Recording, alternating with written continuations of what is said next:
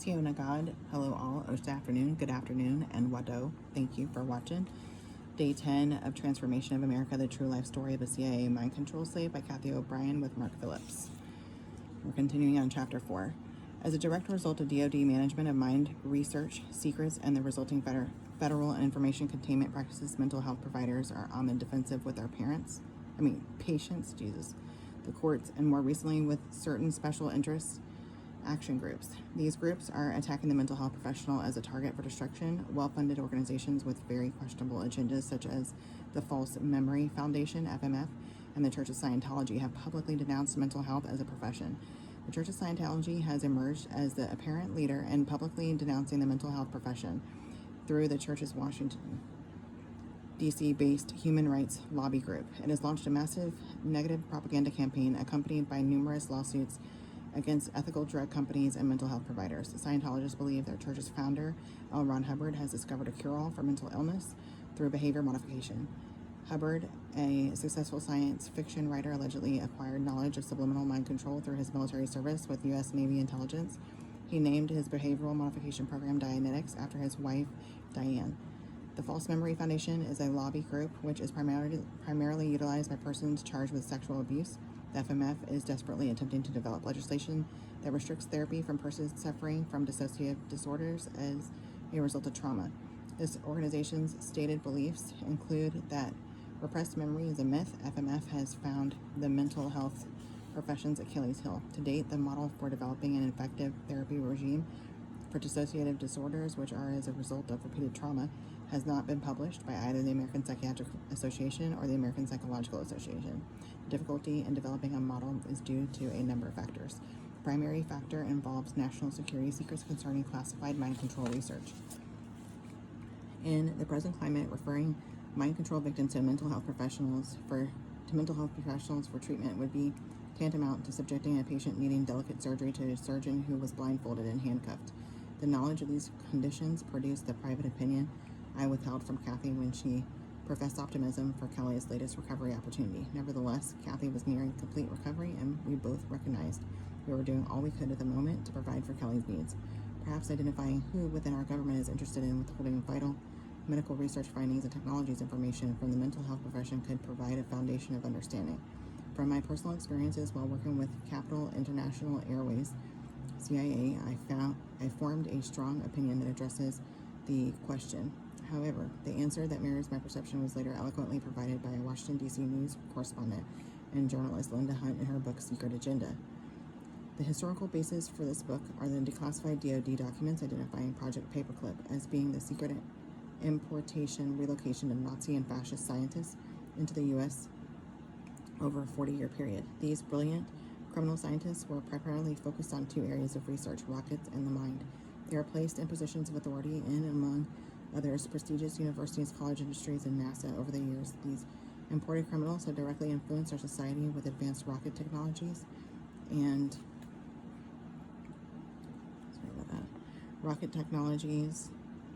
mind control applications through U.S. government-sponsored research.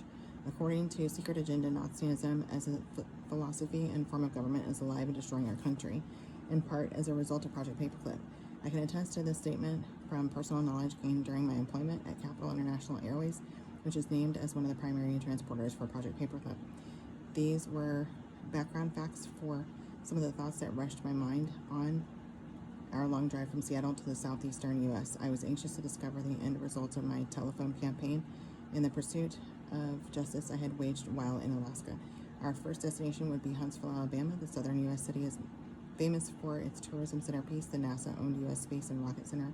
The town also boasts of being home to more Pentagon black budget U.S. dollars per capita than any place in America.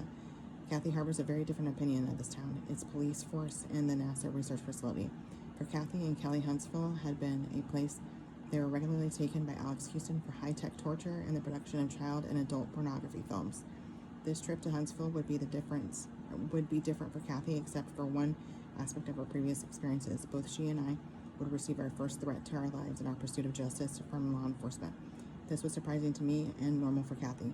The lead up to this threat began with my phone call to the Huntsville-based legal aid group known as the National Association of Child Advocates.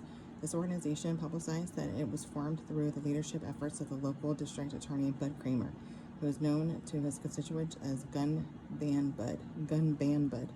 After supplying this advocacy center with Kathy's recollections of her past experiences in Huntsville, we were contacted by 2 Huntsville City Police Department vice detectives.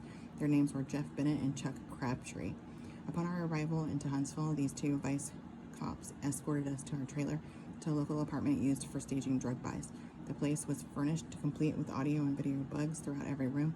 When I asked Bennett if the place was bugged, he flatly denied it. From this lie, I knew with certainty that Kathy and I were there to be specimens for whomever to study. I knew who, and we gave them our best performance to mislead them. This action probably saved our lives. After weeks of delays, the 2 vice cops sat down with Kathy and me for discussion. She supplied them with a myriad of testimony, including detailed physical descriptions of 2 particular perpetrators, their names and location maps of where they lived, and allegedly produced child and adult pornography. The 2 perpetrators themselves, Huntsville policemen, were also helpful assets in the campaign for electing District Attorney Bud Kramer. Their names were Audie Majors and Sergeant Frank Crowell, Crowell.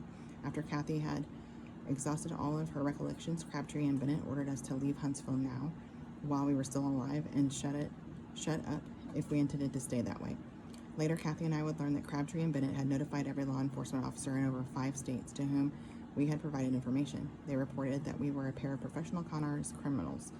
Perhaps they were able to accomplish this discrediting tactic as a result of police reports were filed in other states, which included a reference to our bad experience with the Huntsville Police Department. In addition, the Nashville office of the FBI was responsible for perpetrating Crabtree's and Bennett's discrediting lies. This FBI action ceased after resident agent in charge, Ben Purser, was told by a friendly district attorney that I now could prove the identity and prosecute those responsible for the character assassination. The harassment stopped. It is interesting to note that Bud Kramer would, in less than a year, be elected to Congress. Within months after his election, Bud was rewarded for years of alleged containment practices. Allegedly, Bud has been covering up investigations for the intelligence community, DOD, and of course its #1 financial supporter, NASA. The wife of an Atlanta, Georgia physician, Mrs. Faye Yeager, did, however, survive Bud's wrath in court. Her crime was advocating for protecting a child who had been horribly abused. This courageous lady had her day in court and won. Now she has filed a countersuit in federal court. Reeling from Bud's secondhand threats to our lives, we returned to Nashville.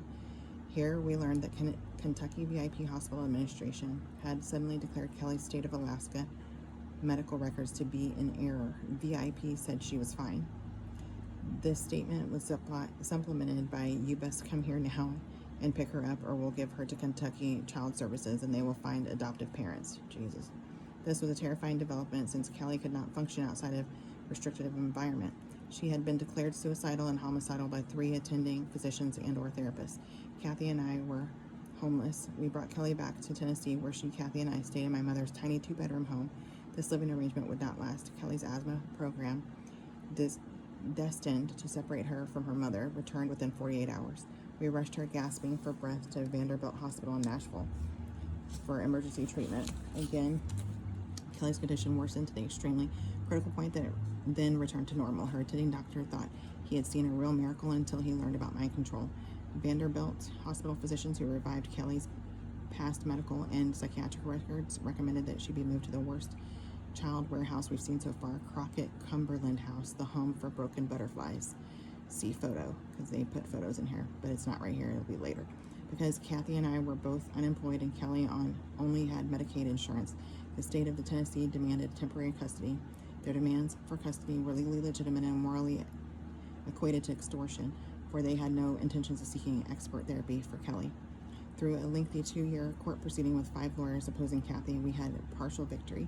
Kelly was transferred to Charter Hospital in Memphis, Tennessee, where, again, she did not receive MPD-DID therapy, but for the first time did receive genuine empathy from a social worker, Abbott Jordan. Till we meet again, love you, mean it.